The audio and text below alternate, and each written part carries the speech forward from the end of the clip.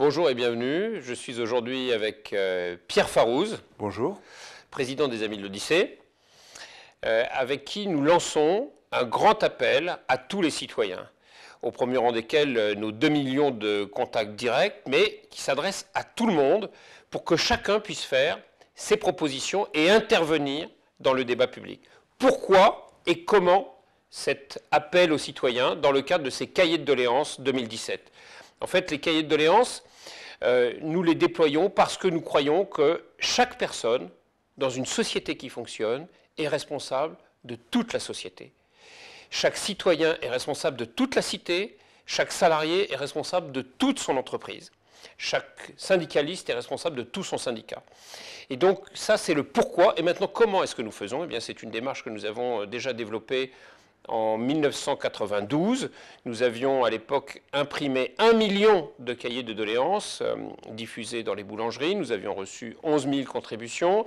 Nous avons reproduit la même démarche, mais d'une façon électronique, à travers un courrier électronique à 400 000 personnes au soir du premier tour des présidentielles en 2002. Et nous avions reçu 14 000 contributions. Et tout ceci a donné lieu à l'abondement, à une grande étude permanente interactive que nous appelons « Comprendre et développer à la fois la personne, l'entreprise et la société ».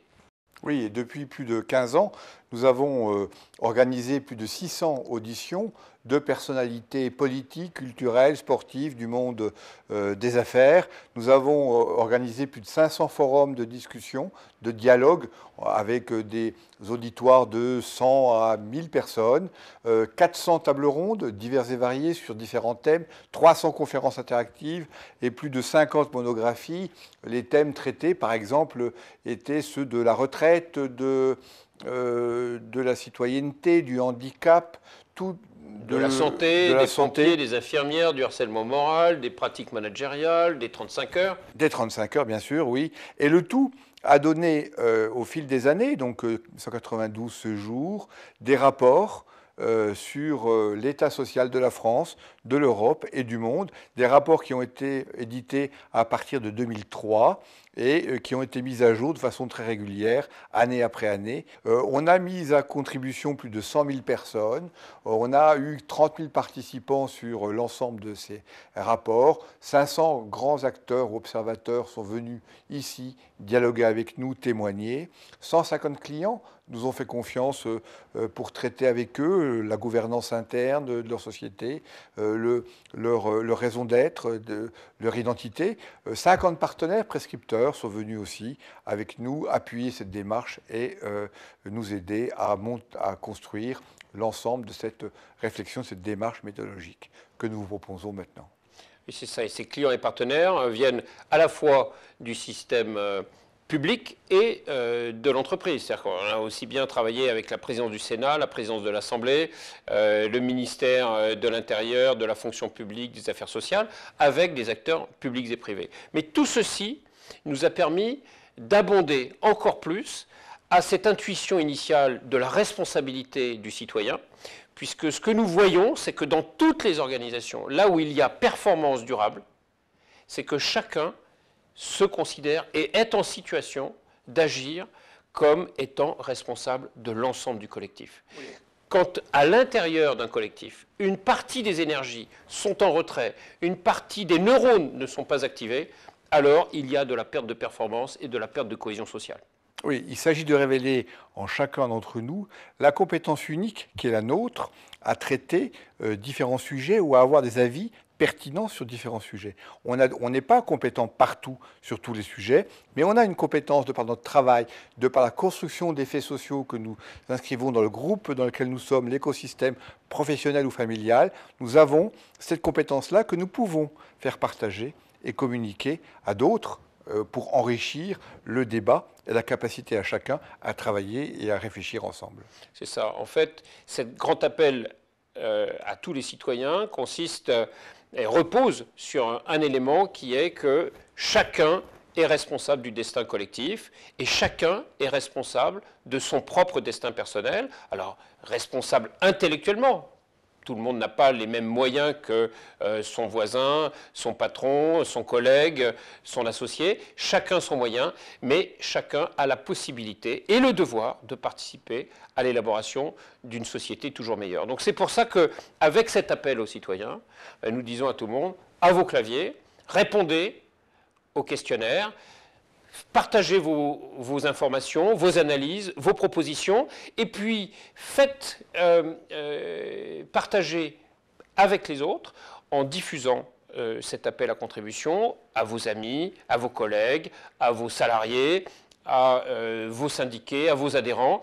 Diffusez le plus largement possible pour que chacun ait la possibilité de participer. Et puis ultérieurement, lorsque nous aurons travaillé après avoir fait remonter vos propositions et les avoir mis en forme, nous établirons des kits de dialogue que nous pourrons remettre aux animateurs qui le souhaitent. Donc c'est un appel non seulement aux citoyens, mais un appel aux animateurs de dialogue pour que chacun puisse abonder à la réflexion en animant le dialogue dans vos territoires, dans vos entreprises, dans vos syndicats, vos associations.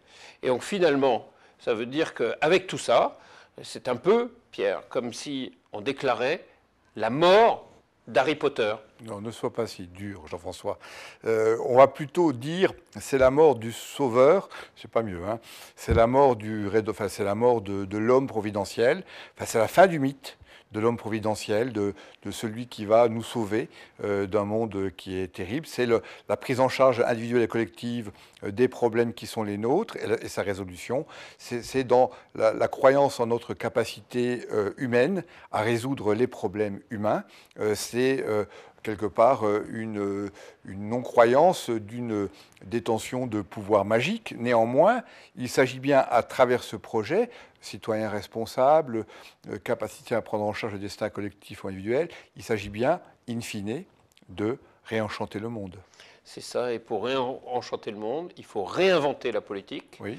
Tout comme Harry Potter, on a prononcé un peu sa mort rapidement, mais en même temps, c'est quand même ça dont il s'agit.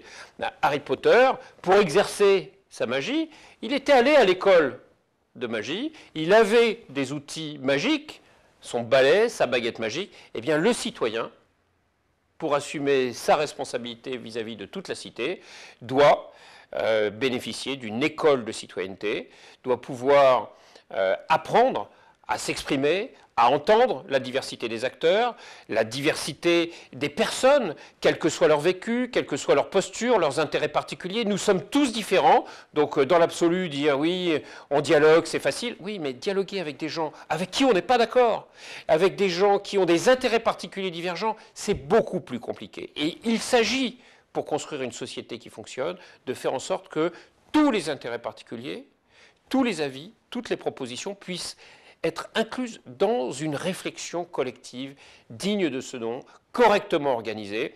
Donc participez, et dans les phases ultérieures, nous reviendrons vers vous avec les outils de dialogue, les kits de dialogue qui vous permettront d'aller plus loin et d'animer le dialogue sur les thèmes de vos choix avec les interlocuteurs de votre choix.